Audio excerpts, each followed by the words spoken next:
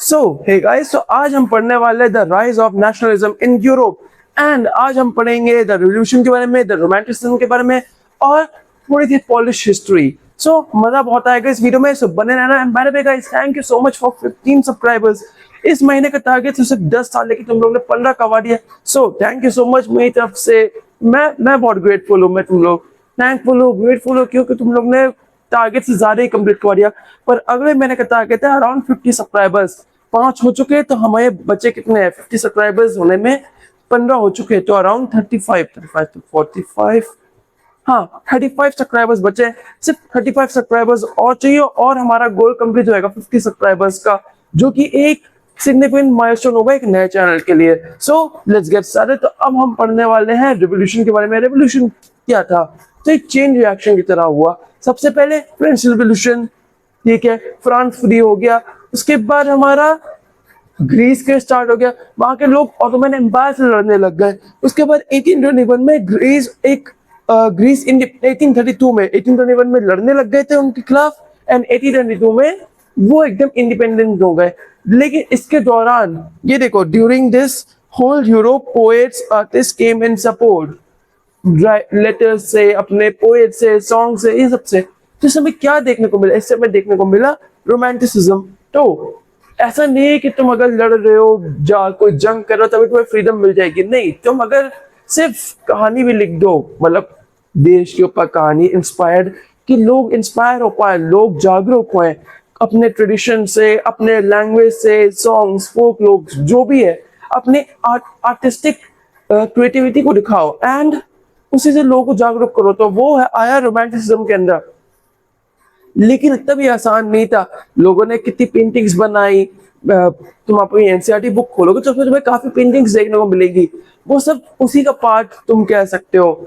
कोई यूटोपिया बना रहा है, सबसे पहली पेंटिंग जो है, कोई कुछ बना रहा है, तो इससे लोगों के अंदर एक यूनिटी की फीलिंग आएगी। एक ऐसी फीलिंग आएगी कि ना, हमें अपने देश के लिए, अपने शहर के लिए, अपने उसके लिए कुछ करना है। और वो कैसे हो रहा था? रोमांटिसिज्म। ये कोई अपने देश से प्यार कैसे? सॉन्ग्स, फोक लोग्स, पोएम्स, पेंटिंग्स, ये सब चीजें। अब इसके बाद आता है हमारा लैंग्वेज इक्वल्स टू नेशनलिज्म। अब हम आ रहे हैं पॉलिश कल्चर की तरफ, पॉलिश हिस्ट्री की तरफ। तो देखो, सबसे बड़ा एक देश के लिए सबसे ज्यादा कॉमन चीज क्या होती है? उसकी लैंग्वेज। अगर एक देश में अलग अलग लैंग्वेज यूज होती है, तो उस देश के लोग भी बटे रहेंगे। लिख के रह लो, इंडिया के अंदर चाहे सब लोग बोले हम इक्वल है, लेकिन तुम देख सकते हो न्यूज अगर तुम पढ़ते होगे, तो कई बार होता है कि केरल के अंदर, या फिर तुम मुंबई जाओगे, तुम यूपी आओगे, या फिर तुम बिहार जाओगे, या फिर तुम वेस्ट बंगाल जाओगे, या फिर कहीं भी तुम जाओगे, वहां की लैंग्वेज चेंज होते ही लोग थोड़े से डिस्क्रिमिनेट करना शुरू हो जाते हैं। लोग ज्यादा पैसा भी चार्ज करना शुरू कर देते हैं। कई बार देखा गया है कि जो वेंडर्स होते हैं वो ज्यादा पैसा चार्ज करते हैं। क्यों? फॉरेन। अब बाहर से कोई आ गया अमेरिकन, फिर तो उसके ऊपर अलग ही एक फॉरेनर चार्ज लगा दो। तो ये चीज है।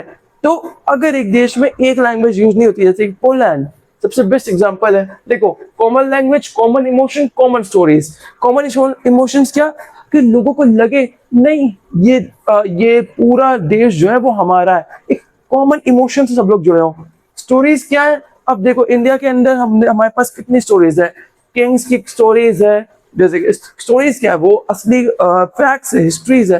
किंग स्टोरीज है, जैसे कि महाराणा प्रताप, या फिर पृथ्वीराज चौहान, या फिर एक बहुत प्रोमिनेंट फिगर है, मैं नाम याद नहीं आ रहा, लेकिन हाँ, महाराज शिवाजी, जो महाराष्ट्र से आते हैं, वो पूरा नाम मुझे अभी भी याद नहीं आ रहा, लेकिन एटलीस्ट इतना तो याद आ गया कि महाराज शिवाजी हैं। तो ये सब क्या है? हमारी कॉमन एक हिस्ट्री है। हमारे पास कॉमन हिस्ट्री में क्या क्या है? इंडिया के अंदर हमारे पास है इंडस वैली सिविलाइजेशन। हमारे पास क्या है? और अलग अलग शहर के अंदर अलग अलग घटना है। अब यूपीसी ले लो, वहां पे कौन था? यूपी नहीं, कानपुर में शायद वो थे, झांसी की रानी आई थी, हाँ।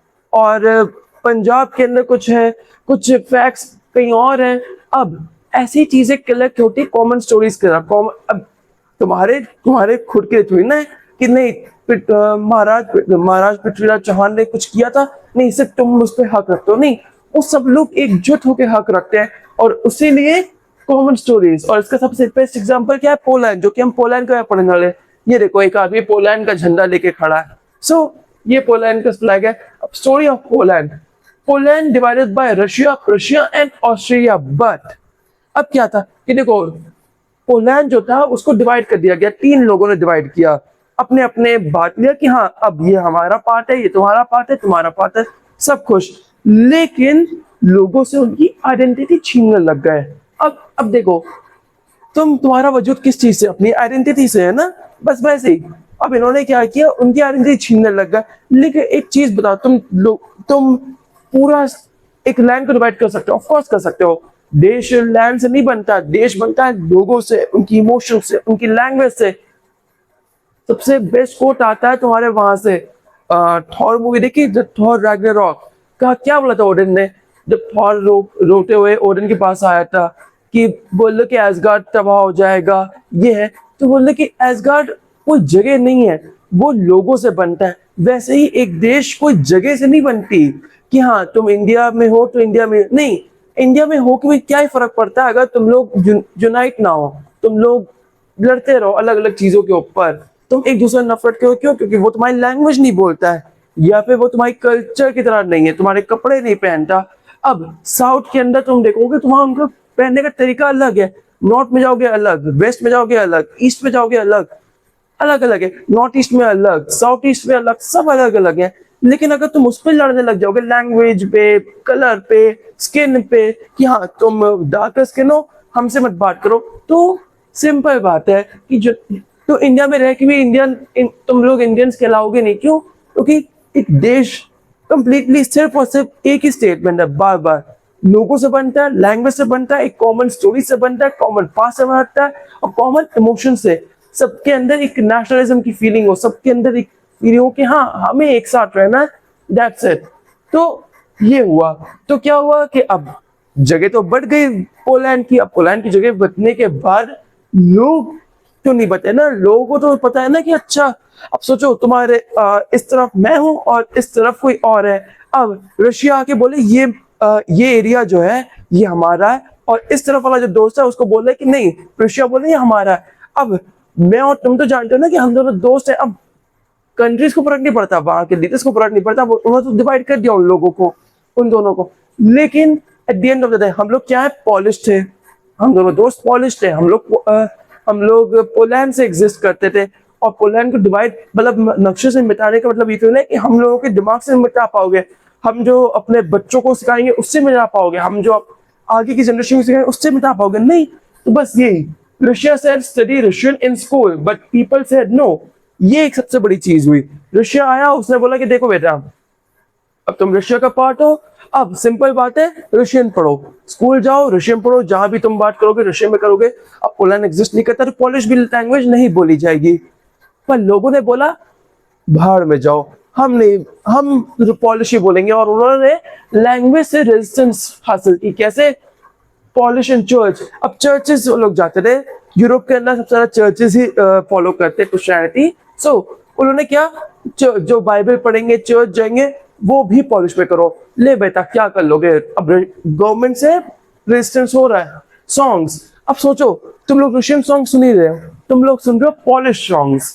वैसे ही जैसे कि अगर मैं सोचो कल अचानक से कोई दूसरी कंट्री टेक ओवर करना शुरू कर दे इंडिया के ऊपर, तुम लोग बोलो बाहर में जाओ, हम लोग इंडियंस ही कहलाएंगे। कैसे?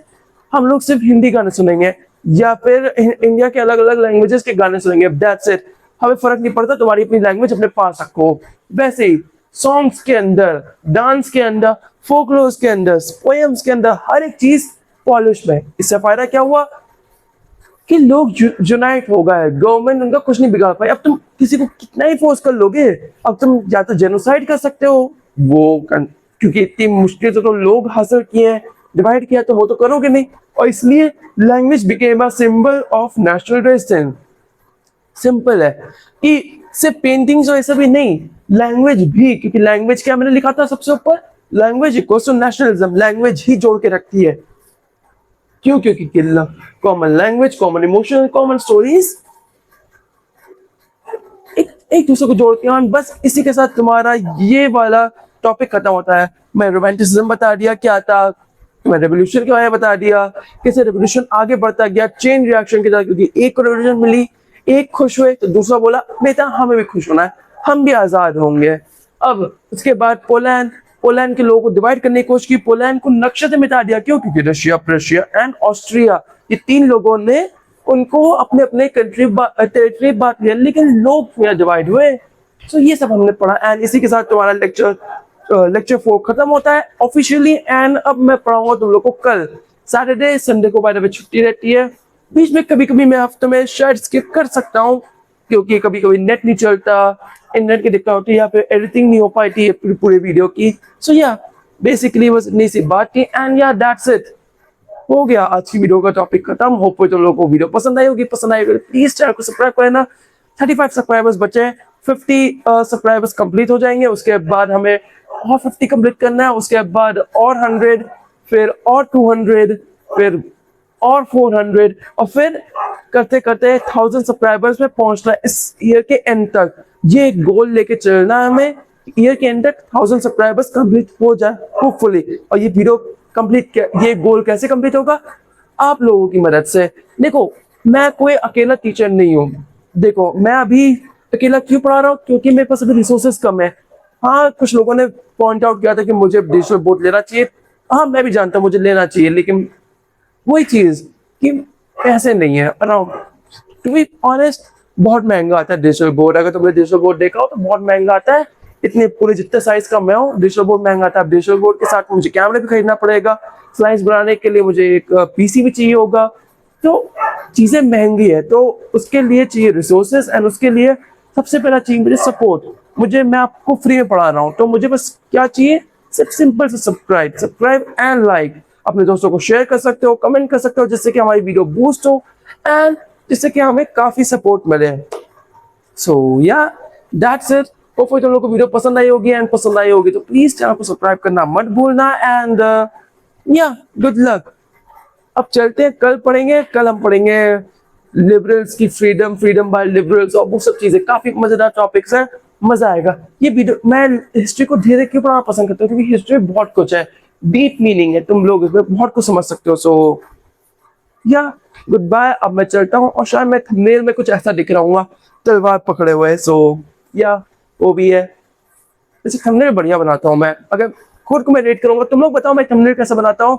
मुझे तो बढ़िया लगता है। मैं देखो लाइफ में अगर तुम कुछ कर रहे हो तुम्हें पसंद आए वो चीज तो अच्छी बात है, खुद को पसंद भी आना चाहिए, पर मुझे तुम लोग का पॉइंट ऑफ व्यू जानना है कि थंबनेल कैसा लगा। सो या गुड बाय एंड अब कल मिलते हैं। And by the way guys, खाना खाया करो, पानी पिया करो, एंड अच्छे से पढ़ा करो, मोबाइल चलाया करो, थोड़ा कम चलाया करो, एंड कुछ शोज देख लिया करो।